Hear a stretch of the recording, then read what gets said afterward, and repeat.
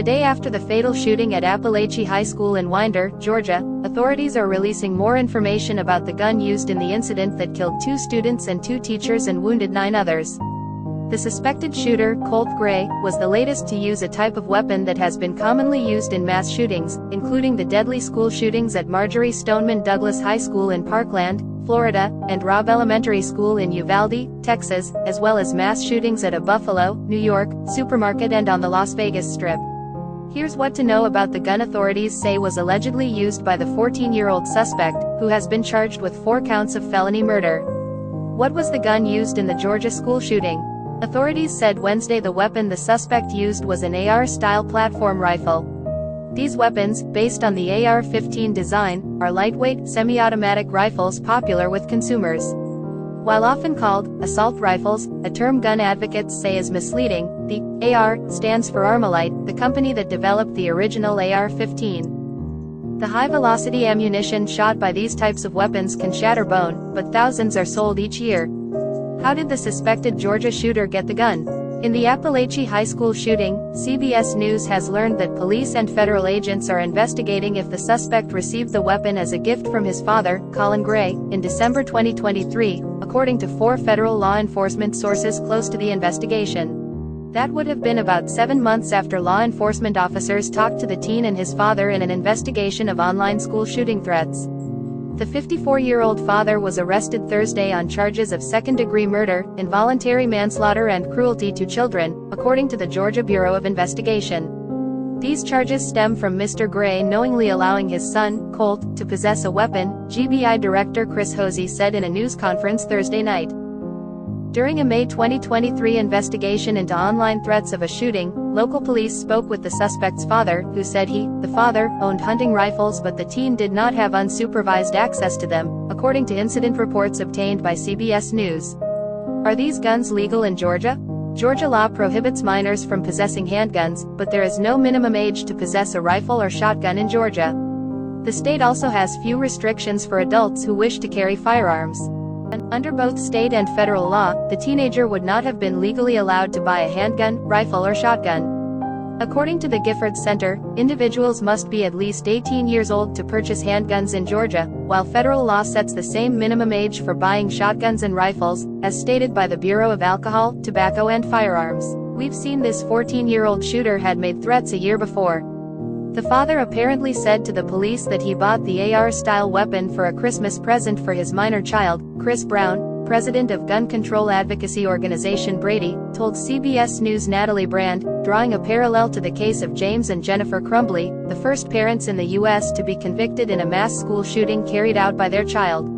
4 students were killed and 7 others were wounded in the Oxford High School shooting in Michigan.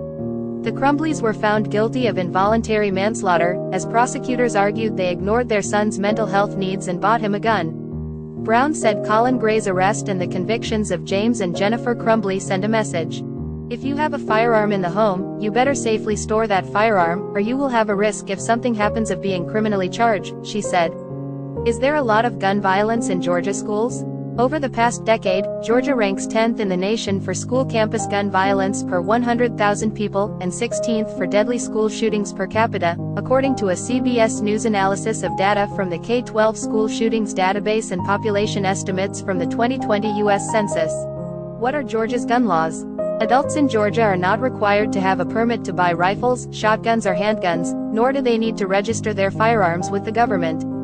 Additionally, no permit is needed to carry rifles and shotguns, according to the National Rifle Association Institute for Legislative Action. In 2022, Georgia passed a law allowing permitless carry, which eliminated the need for a license, fingerprinting and a background check to carry concealed weapons in public. According to a CBS News analysis, Georgia's laws are among the least strict in the nation. Does Georgia have a red flag law? Extreme risk protection orders, which are commonly referred to as red flag laws, allow a court to order the temporary removal of guns from someone deemed at risk of harming themselves or others. 21 states have these kinds of laws in place, but Georgia is not one of them, according to Everytown, a gun safety advocacy group. Georgia State Representative Gabe Okoye, a Democrat whose district is near Winder, told CBS News that a red flag law in Georgia could have prevented the Apalachee High School shooting. If we had a red flag law, I believe this wouldn't have happened, because the child had been flagged several times before, he said. In some states, family members can file extreme risk protection orders. In other states, petitions can only be filed by law enforcement. Petitions filed by law enforcement tend to be successful in front of the judge, said April Ziali, a University of Michigan associate professor who studies these laws, and the court can require guns to be removed from the home or secured safely in the home or outside. Petitions filed by family members tend to have more approval challenges as it's easier for law enforcement to figure the whole process out more than civilians, as they know what counts as evidence or not evidence, said Ziali. How successful are red flag laws at stopping mass shootings? Ziali has been directing a 6-state study, the largest in the U.S., on extreme risk protection orders. Approximately 10% were filed in cases involving people who have threatened mass shootings, and the majority of extreme risk protection orders were filed for suicidal risks or mental health issues. What we know is extreme protection orders for mass shootings are not associated with later mass shootings, said Ziali. Those people don't go on to commit mass shootings. However, she cautioned that it remains difficult to quantify whether the extreme protection order stopped the shooting, or whether other factors were involved. Law enforcement faces challenges on the ground as well, said Christopher Carita, a detective with the Fort Lauderdale Police Department who investigates threats of mass gun violence and other cases requiring the use of an extreme protection order. He said he's investigated about 30 cases involving juveniles and that invoking a petition can turn lives around 1 to 2 years later. Mass shooting incidents where 4 or more people are killed or injured represent only a small fraction of the numbers of gun deaths and injuries at schools in the U.S. More than 75% of the deaths and 68% of people wounded are in incidents that are not classified as mass shootings and don't garner as much attention, according to the K-12 school shootings database.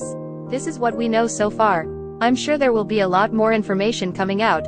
My own opinion is that yes, guns have a place, locked up, clip out, safety on, in a gun safe. Please remember that a lot of these kids seem to glorify doing this. Mental health plays a significant part, but the parents are ultimately responsible. Thanks for watching. Please like and subscribe if you found this helpful. See you next time. Stay safe, and be vigilant. And take care.